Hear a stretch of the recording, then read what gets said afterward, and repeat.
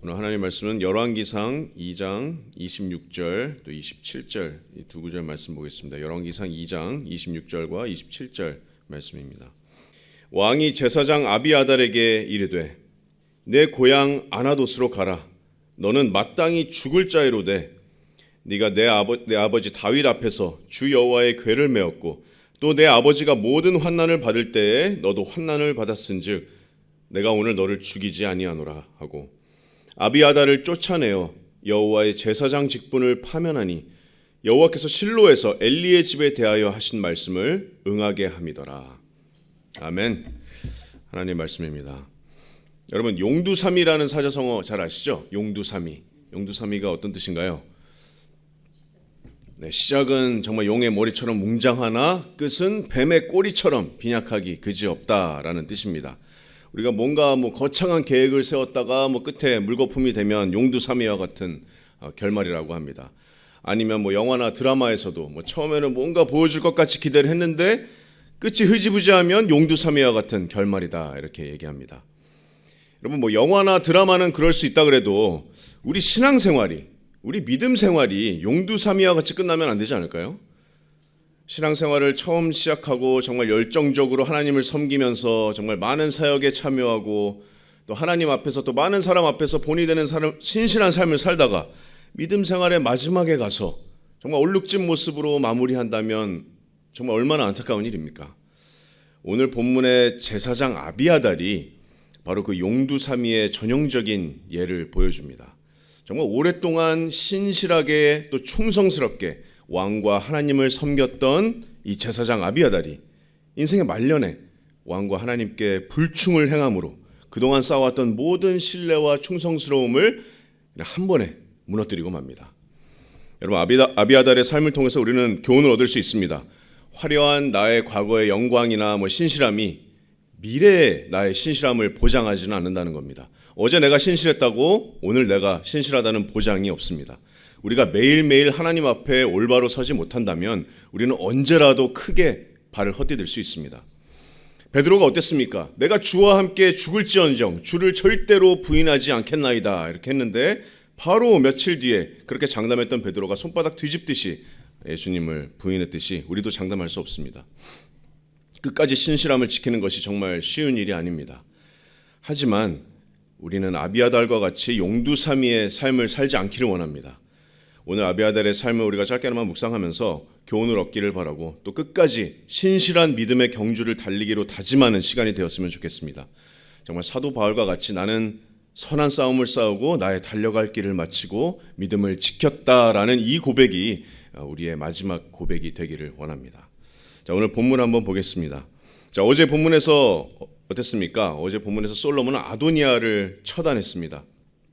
자, 그랬던 솔로몬 왕의 눈이 이제는 아도니아에서 제사장 아비아달에게로 향합니다. 왕의 다음 타겟은 아비아달이었습니다. 자, 26절을 상반절을 보시면 자, 왕이 제사장 아비아달에게 이르되 내 고향 아나돗으로 가라 이렇게 명령합니다. 자, 내 고향 아나돗으로 가라라고 번역되어 있는데 자, 여기 히브리어 원어의 어수는 이렇습니다.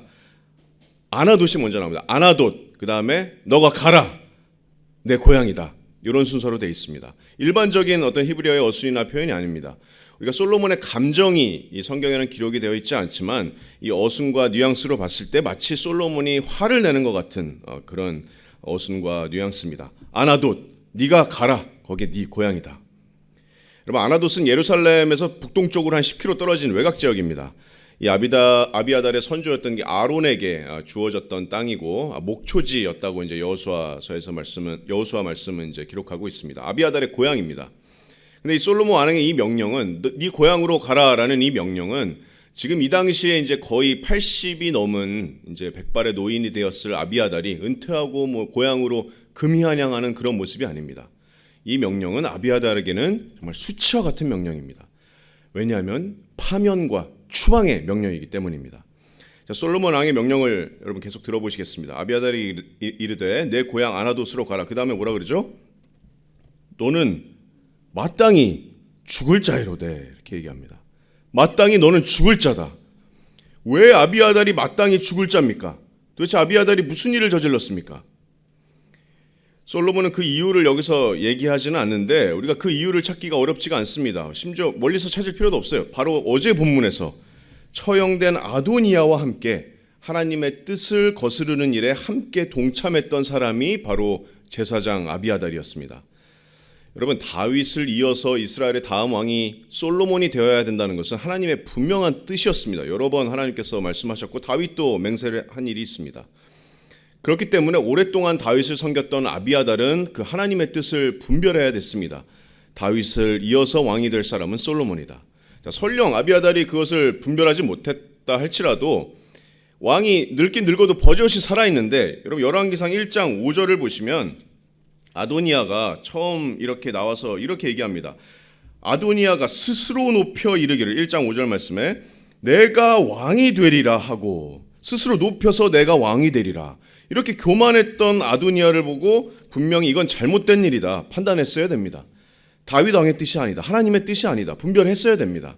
하지만 바로 다음 구절인 1장 7절 말씀을 보면 이 아도니아를 옆에서 돕고 그 일을 같이 모의했던 사람들이 누구라고 말씀하고 있죠? 1장 7절을 보시면 아도니아가 스루아의 아들 요압과 누구랑 모의했다고요? 제사장 아비아달과 모의하니 그들이 따르고 도왔다, 이렇게 말씀합니다. 심지어 아비아달은 아도니아가 이렇게 주최했던 파티에 참석해서 아도니아를 찬양합니다. 자, 1장 24절에 바세바가 이제 다윗 왕에게 이제 이르는 장면이 있습니다. 24절을 보시면 아도니아가 오늘 내려가서 수소와 살찐 송아지와 양을 많이 잡고 왕의 모든 아들과 군사령관들과 제사장 아비아달을 청하였는데 그들이 아도니아 앞에서 먹고 마시며 아도니아 왕은 만세 술을 하옵소서 하였나이다. 여러분 어떻게 생각하세요? 아비아달이 정말 솔로몬의 말대로 마땅히 죽을 자가 맞습니까? 하나님의 뜻을 거스르고 또 솔로몬이 왕이 된 후에도 야욕을 드러내면서 다윗의 첩이었던 아비삭을 요구했던 이 아도니아를 따르고 추앙했던 이 아비아달은 아도니아와 함께 하나님의 뜻에 대적하는 자였습니다. 하나님의 뜻을 거스르는 자였습니다. 대적하는 자와 함께 하는 자도 하나님을 대적하는 자입니다. 아도니아가 죽임을 당했던 것처럼 마땅히 죽어야 될 자였습니다. 솔로몬 말대로. 근데 놀랍게도 솔로몬 왕의 자비와 은혜가 내려집니다. 솔로몬은 아도니아처럼 아비아달을 죽이지는 않았습니다. 오늘 본문 26절을 계속 읽으시면 네가 마땅히 죽을 자이로되 내가 내 아버지 다윗 앞에서 주 여호와의 궤를 메었고 또 내 아버지가 모든 환난을 받을 때에 너도 환난을 받았은즉 내가 오늘 너를 죽이지 아니하노라 하고, 자, 내가 오늘 너는 마땅히 죽을 자인데 내가 오늘 너를 죽이진 아니하겠다. 왜요? 왕은 아비아달의 과거를 언급합니다. 여러분 왕년의 그 아비아달의 삶은 정말 놀라운 삶이었습니다. 지금 말년에 이렇게 망가지긴 했지만 아비아달의 삶의 스토리는 정말 놀랍습니다. 다큐멘터리 영화로 나와도 정말 손색이 없을 만큼 정말 다이나믹한 삶을 살았던 사람이 바로 이 제사장 아비아달입니다. 화려한 과거의 영광이 있었습니다. 우리가 산말라의 아비아달을 초청해도 정말 하루 밤새 이 간증을 들을 수 있을 만큼 정말 놀라운 간증을 들을 수 있는 삶을 살았던 사람이 바로 이 아비아달이었습니다. 마땅히 죽을 자니라 라는 말을 들을 만한 사람이 아니었습니다. 아비아달이 왜냐하면 성경에 등장하는 첫 장면부터 드라마틱합니다.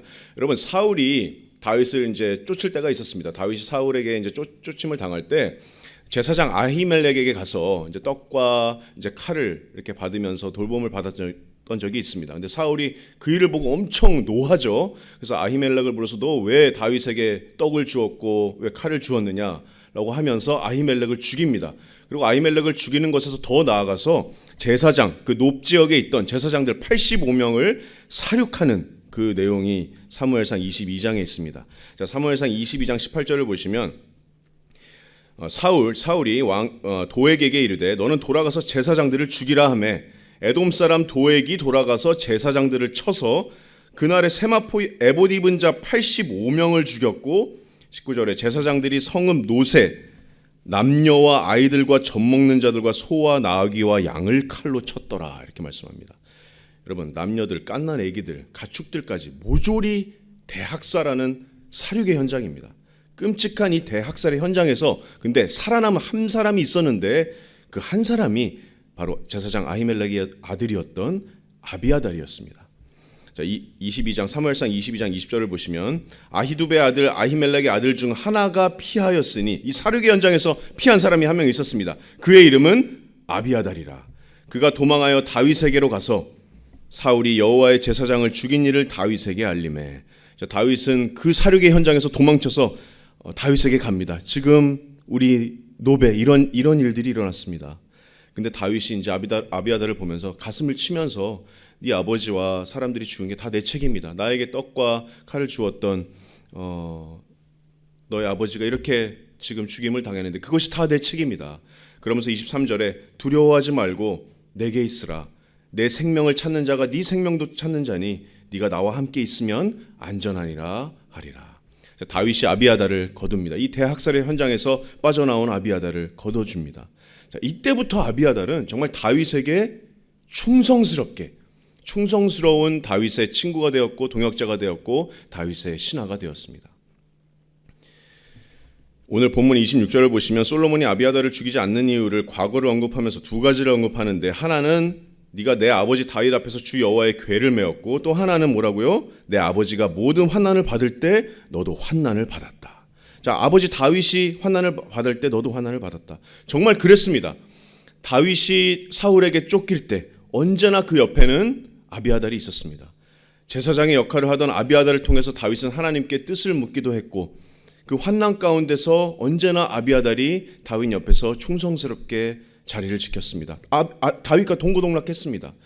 그 공으로서 나중에 이제 다윗이 왕으로 오르고 나서 사독과 함께 공식적으로 제사장의 직분을 얻었던 것이 바로 아비아달입니다. 그 솔로몬은 이제 아비아달을 죽이지 않는 또 다른 이유로 아버지 환난 때 네가 함께하였고 네가 내 아버지 다윗 앞에서 주 여호와의 궤를 메었다. 26절에 이렇게 말씀합니다. 여러분, 여호와의 언약궤는 뭐를 상징합니까? 하나님의 임재, 또 하나님의 능력, 이런 것들을 상징합니다. 이스라엘이 가나안 땅에 입성했을 때도 궤가 먼저 들어갔고 하나님께서 그들과 언제나 함께 하신다는 상징이었습니다. 그래서 여호와의 궤를 다윗 앞에서 메었다는 것은 단순히 제사장으로서 넘어서서 아비아달이 언제나 하나님의 뜻에 함께했고 하나님의 역사가 이루어지는 현장에 함께했다는 뜻입니다. 하나님께서 다윗을 택하셨고 그 하나님의 편에 서서 다윗을 섬기고 하나님을 섬겼던 사람이 바로 제사장 아비아달입니다. 실제로 다윗이 왕이 된 다음에 예루살렘에 이제 여호와의 궤가 들어왔을 때 그 기쁨과 환희의 현장에도 아비아달이 있었습니다. 또 다윗이 왕이 되고 나서 왕의 말년에 또 엄청난 큰 환난이 다윗에게 있었죠. 그 환난이 어떤 환난이었나요? 바로 아들 압살롬의 반란이었습니다. 엄청난 환난이 있었는데 그때도 역시 아비아달은 다윗의 편에 있었습니다. 사무엘하 15장에 이제 그 내용이 있는데요. 아들의 그 반역을 피해서 아버지가 이제 성으로 나옵니다. 왕이 모든 백성들과 함께 통곡을 하면서 성으로 나오면서 피난길을 갈 때 그때 여호와의 궤를 메고 백성들이 다 나올 때까지 충실하게 기다렸던 사람이 바로 아비아달이었습니다. 그런 사독과 제사장 아비아달을 다윗은 성에 남겨둡니다. 얼마나 다윗이 아비아달을 신뢰했는지를 알 수 있는 대목이에요. 아비아달이 성에 남아서 스파이 노릇을 합니다. 그래서 압살롬이 어떤 계획을 꾸미는지 어떤 일을 하는지 계속 첩자를 통해서 다윗에게 보고했습니다. 그리고 여러분 아시다시피 다윗의 친구였던 후세가 압살롬에게 잘못된 계략을 전해주고 그 일을 아비아달을 통해서 다윗에게 얘기하면서 압살롬의 그 반란의 계획을 무너뜨리는데 그 혁혁한 공을 세운 사람이 바로 아비아달입니다. 이처럼 아비아달의 과거는 충성스럽고 신실하고 의리의 사람 그 자체였습니다. 하지만 이렇게 화려했던 과거도 내일의 신실함을 여러분 보장하지는 못합니다. 말년에 이렇게 충성스럽고 의리에 넘쳤던 아비아달이 솔로몬이 아닌 아도니아를 도움으로써 하나님의 뜻에 거스르는 불충을 저지릅니다. 용두사미와 같은 결말을 아비아달이 맞이합니다. 과거의 신실함과 충성으로 죽음을 면하지만 오늘 본문 26절 하반절을 보시면 솔로몬은 이렇게 경고합니다. 내가 오늘 너를 죽이지는 아니하노라. 아비아달을 쫓아내어 여호와의 제사장 직분을 파면한다. 오늘 내가 너를 죽이지 않겠다는 말은 조건부입니다. 조건부. 앞으로 잘못하면 너도 아도니아처럼 죽임을 당할 수도 있다는 경고입니다. 역경과 환난 속에서 다윗과 하나님께 정말 평생을 충성했던 아비아달의 삶이 이렇게 뱀의 꼬리처럼 마무리가 됩니다. 그리고 마지막으로 놀라운 하나님 말씀이 27절 하반절 말씀입니다. 아비아달을 쫓아내어 여호와 제사장 직분을 파면하니 이는 여호와께서 실로에서 엘리의 집에 대하여 하신 말씀을 응하게 함이더라. 여러분 놀라운 말씀입니다. 아비아달은 엘리의 자손입니다. 여러분 엘리가 누구죠? 혹시 기억나시나요? 사무엘상 1장에 보시면 아기가 없어서 괴로워했던 한나를 축복했던 그 당시 제사장이 엘리였습니다. 하지만 엘리의 두 아들이 얼마나 행실이 악했습니까? 회막 앞에서 여인들과 동침하고 하나님의 집을 더럽혔습니다. 그 결과로 하나님께서 엘리와 엘리의 가문을 저주하셨는데 사무엘상 2장 30절에 보시면 하나님께서 이렇게 말씀하십니다. 전에 내 집과 내 조상의 집이 내 앞에서 영원히 행하리라 하였으나 이제 나 여호와가 말하노니 결단코 그렇게 하지 아니하리라. 나를 존중히 여기는 자를 내가 존중히 여기고 나를 멸시하는 자를 내가 경멸하리라. 보라, 내가 내 팔과 내 조상의 집 팔을 끊어 네 집에 노인이 하나도 없게 하는 날이 이를지라. 가문이 끊어질 날이 이르리라는 하나님의 심판의 말씀입니다. 그리고 이 말씀이 지금 몇 대가 지나고 지금 엘리의 마지막 살아남은 후손이었던 대학살의 현장에서 살아남은 그 한 명 아비아달에게 지금 이루어집니다. 아비아달이 제사장에서 파면되면서 추방되면서 엘리의 가문에서 제사장 족보는 이제 영원히 끊어집니다. 대신에 열왕기상 2장 35절을 보시면 아론의 넷째 아들의 후손이었던 사독 가문이 제사장 족보를 잇게 됩니다. 하나님의 말씀이 그대로 성취되는 현장이 바로 오늘의 현장입니다. 놀랍습니다. 이 모든 것이 하나님의 뜻 가운데 이루어진 일입니다. 하지만 그렇다고 해서 아비아달의 불순종, 또 아비아달이 품었을지도 모르는 야욕, 또 아비아달이 분별하지 못했던 그런 어리석음, 또 무엇보다도 하나님의 뜻을 거슬렀던 죄가 용서되는 것은 아닙니다. 아비아달의 말로는 이렇게 초라하게 고향에서 쓸쓸하게 막을 내리게 됩니다. 용두사미와 같은 삶입니다. 여러분 이 아비아달의 삶을 보시면서 어떤 생각이 드시나요? 나는 아비아달과는 같이는 절대로 되지 않을 거야. 여러분 장담하십니까? 여러분 제가 처음에 말씀드렸듯이 우리는 장담할 수 없습니다. 우리는 연약합니다. 내 마음에 죄의 유혹이 있습니다. 사탄이 정말 우는 사자와 같이 우리를 낚으려고 언제나 노리고 있습니다. 아비아달과 같이 우리의 믿음 생활도 용두사미와 같이 끝날 수도 있습니다. 하지만 여러분 아비아달의 삶을 반면교사로 또 교훈으로 삼으시기를 바랍니다. 혹시 예전에는 정말 열심히 주님을 섬기다가 열심히 교회를 섬기다가 정말 열정에 넘쳤다가 이제는 좀 시들시들해진 분이 혹시 계십니까? 아니면 한때는 정말 교회를 열심히 섬기고 복음을 전하는 열정이 넘쳤는데 이제는 세상 것들에 더 마음이 뺏기신 성도님들이 혹시 계십니까? 우리의 믿음의 여정이 용두사미와 같이 되지 않기를 원합니다. 하나님의 은혜로 우리가 나이가 들면 들수록 믿음의 연수가 늘어나면 늘어날수록 더 열정이 넘치고 더 주님과 같이 닮아지고 더 교회를 섬기고 더 형제자매들을 사랑하는 그런 믿음의 자녀들이 되기를 원합니다. 우리가 어떻게 그럴 수가 있을까요? 어떻게 우리가 용두사미와 같이 끝나지 않을 수가 있을까요? 사도 바울이 빌립보서 3장 13절에 이렇게 경주의 비유를 들면서 이렇게 얘기합니다. 자, 형제들아, 나는 아직 내가 잡은 줄로 여기지 아니하고 오직 한 일, 즉 뒤에 있는 것은 잊어버리고 앞에 있는 것을 잡으려고 표대를 향하여 그리스도 예수 안에서 하나님이 위에서 부르신 부름의 상을 위하여 달려가노라. 여러분, 우리의 믿음의 경주는 앞을 보고 달려가는 겁니다. 혹시 내가 벌써 잡은 줄 생각하는 사람들이 있다면 하나님께서 우리를 겸손하게 해주시기를 원합니다. 우리는 잡은 줄 생각하지 않습니다. 뒤에 있는 것은 잊어버리는 겁니다. 한 일을 잊어버리는 겁니다. 잘못한 일도 잊어버리지만 잘한 일도 잊어버리는 겁니다. 그것이 많은 사람들에게 칭송을 받고 하나님을 위해서 대단한 일을 한 것 같아도 그것조차 잊어버리고 우리는 표대를 향해서 앞을 보고 경주하는 겁니다.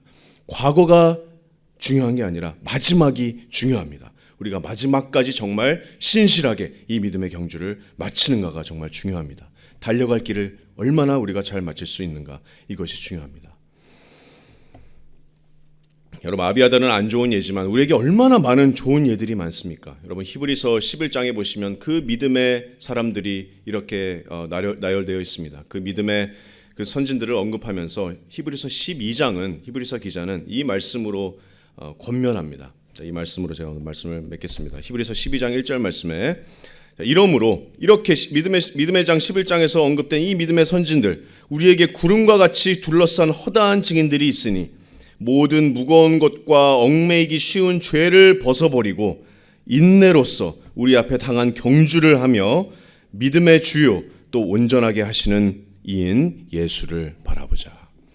여러분, 오직 우리를 구원하신 예수 그리스도께 시선을 우리가 고정하고 정말 이 믿음의 경주를 뒤돌아보지 않고 정말 앞에 있는 예수님을 바라보면서 끝까지 우리가 신실하게 이 믿음의 경주를 마치는 저와 여러분들이 되시기를 주님의 이름으로 축복합니다.